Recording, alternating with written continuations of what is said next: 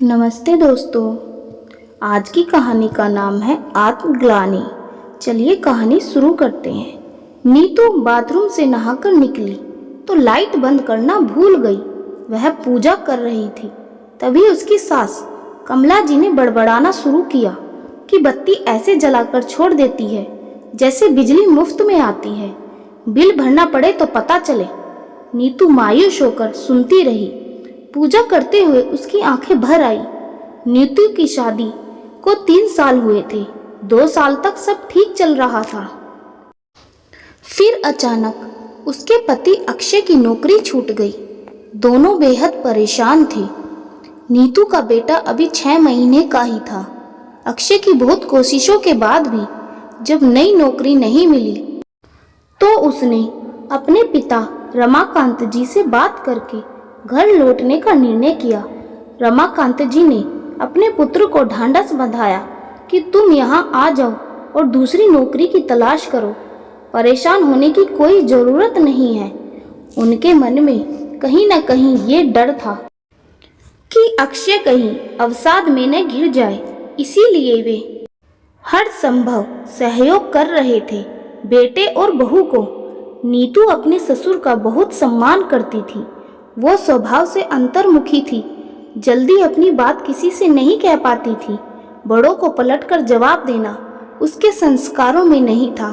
कमला जी नीतू को सुनाती कि जब उनकी शादी हुई तो उनके आने के बाद रमाकांत जी की तरक्की होती गई, पर कुछ बहुएं ऐसी आती हैं कि पति का कामकाज चौपट हो जाता है।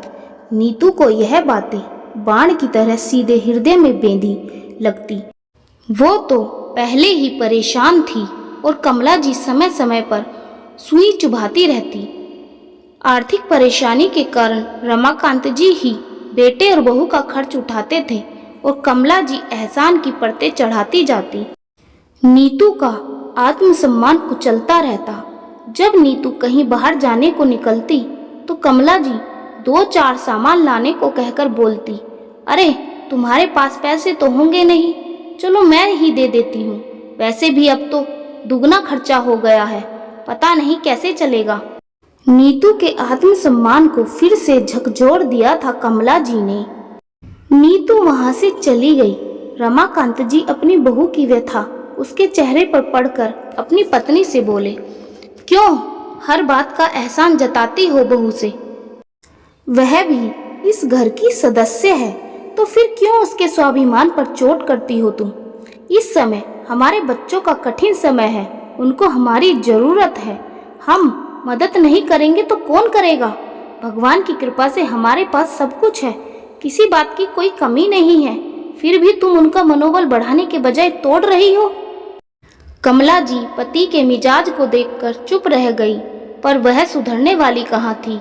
अगर कभी खाना बच जाता तो वह बोलती, मुफ्त का सामान है, बर्बाद करते रहो, अपनी रकम लगती तो पता चलता। ऐसे ही कटु वचन प्रतिदिन नीतू को सुनने पड़ते थे। कभी कभी कमला जी तो अक्षय को भी सुना देती थी। बहुत ही अधिक मानसिक वेदना से गुजर रही थी नीतू। एक तो पति को दिन भर तनाव में देखती, दूसरी तरफ सासू माँ उसके आत्मसम्मान को तार तार करने से कभी नहीं चूकती। छोटे बच्चों की वजह से वह नौकरी भी नहीं कर पा रही थी। आए दिन कमला जी नीतू के सामने अपनी तारीफों के पुल बांधती रहती। मैं जब ब्याह कर आई थी तो इस घर में कुछ भी नहीं था। मेरे कदम बहुत ही शुभ थे इस घर के लिए। मेरे घर में कदम रखते ही इस घर का नक्शा बदल गया। लेकिन तुम्हारे कदम शायद अक्षय के लिए शुभ नहीं है, तभी तो उसके साथ साथ सब लोग परेशान हैं। नीतू को समझ में नहीं आता था इन सब में उसकी क्या गलती है। इतना तिरस्कार करने के बाद कमला जी ने अपनी बेटी की किस्मत का बखान करना शुरू कर दिया। रीचा भी अपने पति के लिए बहुत भाग्यशाली है। रीचा से शादी के बाद दामाद जी का व्यापार दिन दुगना रात चौगुनी बढ़ती ही जा रही है।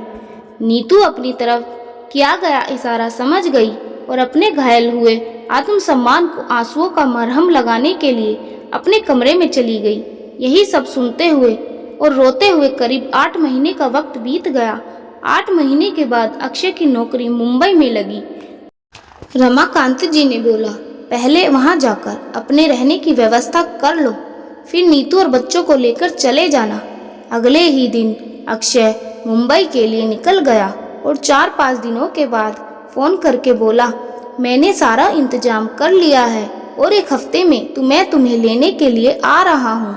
इसी बीच अचानक एक दिन ऋचा अपनी बेटी के साथ अपने मायके आई और अपनी बेटी और नातिन को आया देख कमला जी खुशी से फूली नहीं समाई, पर अगले ही पल ऋचा के चेहरे की उदासी उन्होंने पढ़ ली और पता चला कि दामाद जी को व्यापार में बहुत ज़्यादा घाटा हो गया है और काफ़ी ज़्यादा कर्ज दामाद जी के ऊपर चढ़ गया है।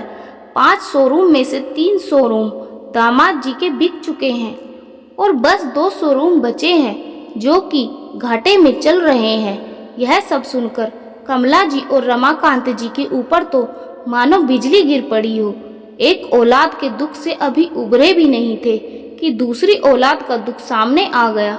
ऋचा ने कमला जी को बताया कि उसकी सास उसे बहुत ही ज़्यादा ताने देती है, कोई मदद करती है तो बस एहसान गिनवाती रहती है। मेरे आत्मसम्मान को पूरा तार तार करके रख दिया है उस बुढ़िया ने। ऋचा की बातें सुनकर कमला जी के विचार एकाएक बदल गए और वह बोलने लगी, तुम्हारी सास को अकल नहीं है क्या? ऐसे समय में बेटा बहू को भावनात्मक संबल की जरूरत होती है और वह तुम्हें ताने मार रही है। उन्हें तुम दोनों के साथ खड़ा होना चाहिए था। कमला जी की बातें सुनकर नीतू से रहा नहीं गया और वह बोल पड़ी, मम्मी जी, बेटी का दुख देखकर एकाएक आपके अंदर इतनी समझदारी कहाँ से आ गई?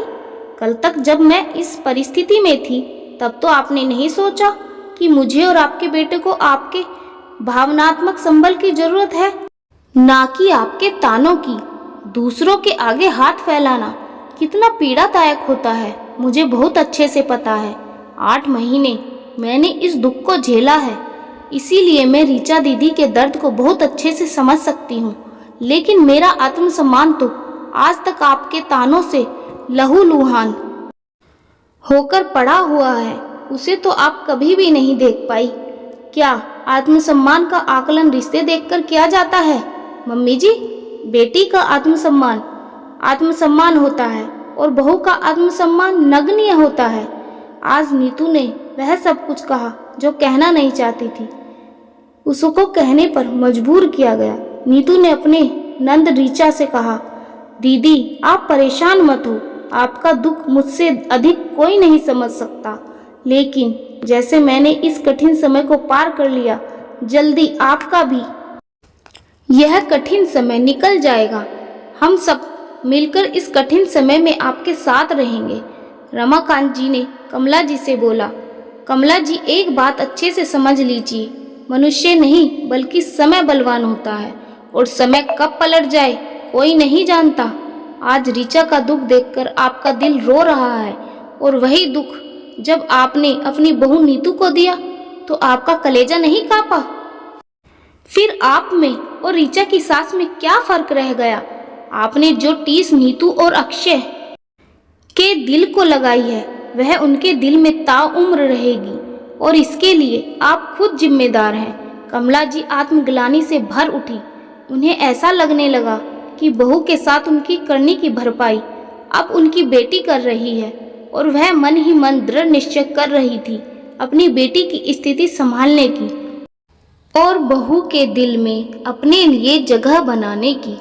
तो दोस्तों, आज की कहानी आपको कैसी लगी कमेंट में लिखकर ज़रूर बताना और कहानी थोड़ी सी भी पसंद आई हो तो लाइक करें, शेयर करें और चैनल को सब्सक्राइब जरूर करें। धन्यवाद दोस्तों।